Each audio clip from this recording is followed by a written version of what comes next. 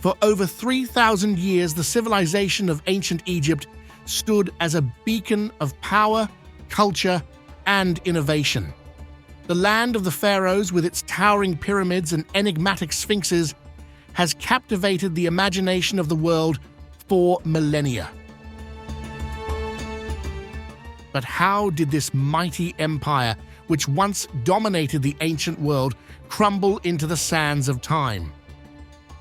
The fall of ancient Egypt wasn't a sudden collapse, but a gradual decline that spanned centuries, shaped by both internal strife and external pressures. To understand the fall of ancient Egypt, we must first appreciate the heights from which it fell. Let's turn back the clock to the New Kingdom period, often considered the zenith of Egyptian power and culture. The New Kingdom, spanning from around 1550 to 1070 BCE, saw Egypt rise to its greatest territorial extent and witness some of its most famous rulers. Among these legendary pharaohs was Thutmose III, often called the Napoleon of Egypt. His military campaigns expanded Egypt's borders from the Euphrates River in Asia to the Fourth Cataract of the Nile in Nubia. Following him was Amenhotep III, who ruled during a time of unprecedented prosperity and artistic splendor. His reign saw the construction of grand monuments like the Temple of Luxor.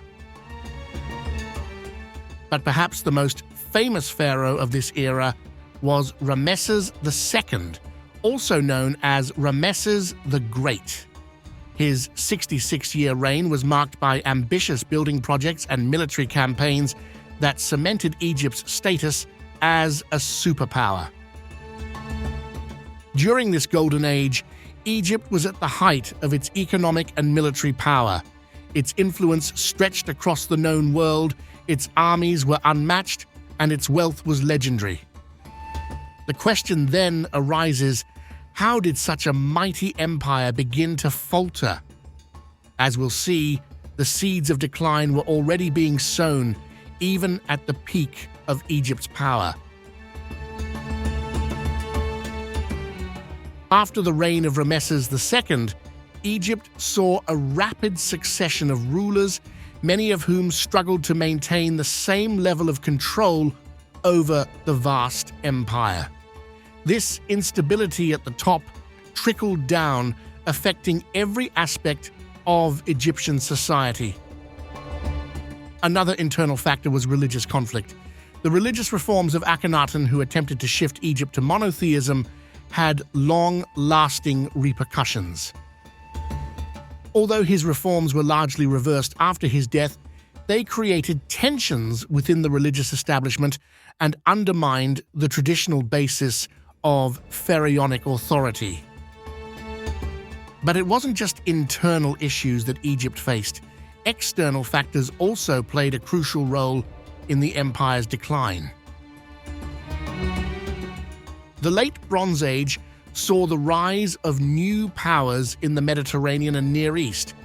The Hittites in Anatolia, the Assyrians in Mesopotamia, and later the Sea Peoples all posed significant threats to Egypt's dominance. Changing trade routes also impacted Egypt's economy.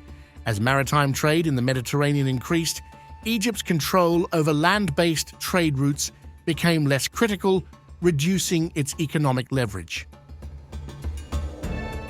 These internal pressures and external challenges set the stage for Egypt's long, slow decline from its position as the undisputed superpower of the ancient world.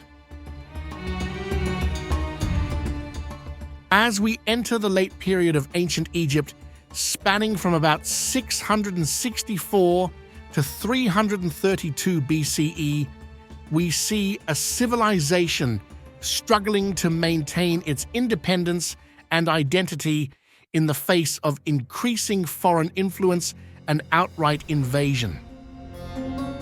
In 671 BCE, the Assyrians, led by Esarhaddon, invaded Egypt. This marked the first time Egypt had been conquered by a foreign power in over 800 years. The Assyrian occupation was relatively short-lived, but it shattered the myth of Egypt's invincibility and opened the door for future invasions. However, Egypt wasn't ready to fade away just yet. The 26th dynasty, also known as the Sate period, saw a remarkable resurgence of Egyptian power and culture. Psamtik I, the founder of this dynasty, managed to unify Egypt and expel the Assyrians. His successors continued his work, ushering in a period of stability and cultural revival. But this renaissance was to be short-lived. As Egypt looked to its past, new threats were emerging on the horizon. In 525 BCE, Cambyses II of Persia invaded Egypt, defeating the last Sate pharaoh and incorporating Egypt into the vast Persian Empire. Under Persian rule, Egypt became a satrapy or province of the empire. While the Persians often adopted Egyptian customs and allowed a degree of autonomy, Egypt was no longer the master of its own destiny. The following 2 centuries saw periods of Persian rule, alternating with brief resurgences of native Egyptian pharaohs. This back and forth further weakened Egypt's political and economic structures.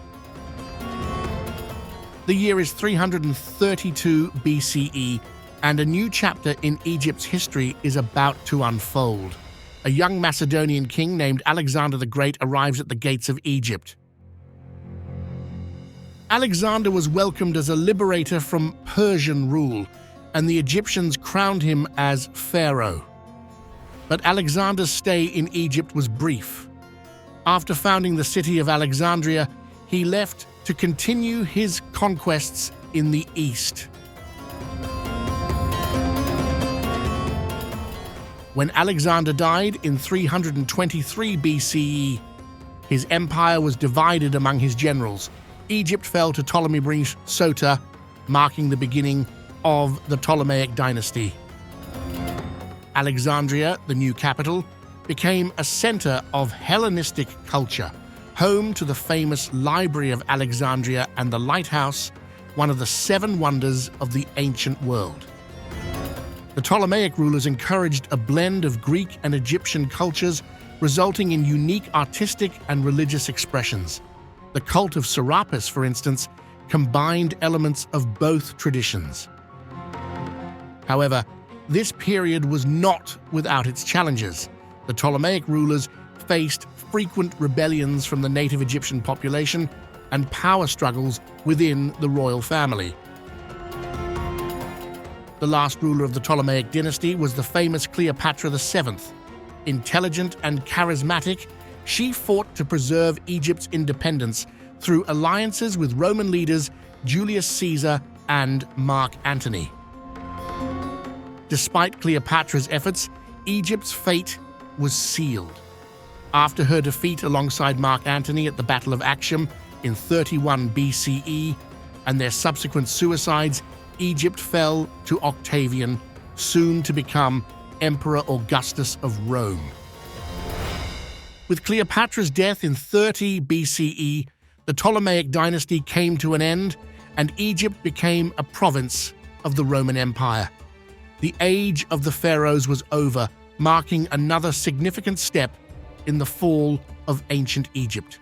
The use of Roman law, the introduction of Roman coinage, and the implementation of Roman administrative systems gradually eroded many traditional Egyptian practices. The Romans also introduced new technologies and infrastructure projects, including new ports, roads, and irrigation systems. While these improvements boosted Egypt's economy, they primarily served Roman interests.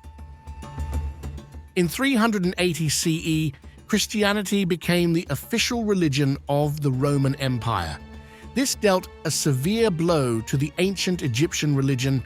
Temples were closed or converted into churches, and the traditional priesthood lost its power and influence.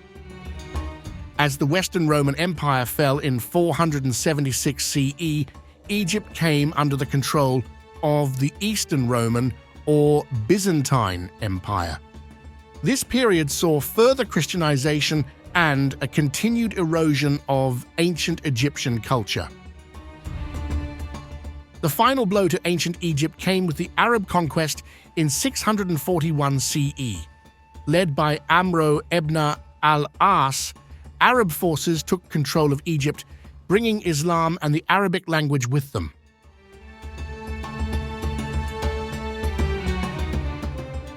Even as the ancient civilization faded, its legacy endured. The monuments, the art, the myths, and the mysteries of ancient Egypt continue to captivate us to this day. In many ways, the fall of ancient Egypt marked not an end, but a transformation, the beginning of the Egypt we know today. As we reflect on the rise and fall of this great civilization, we're reminded of the constant flux of history. Empires rise and fall, cultures blend and change, but the echoes of the past continue to resonate through time.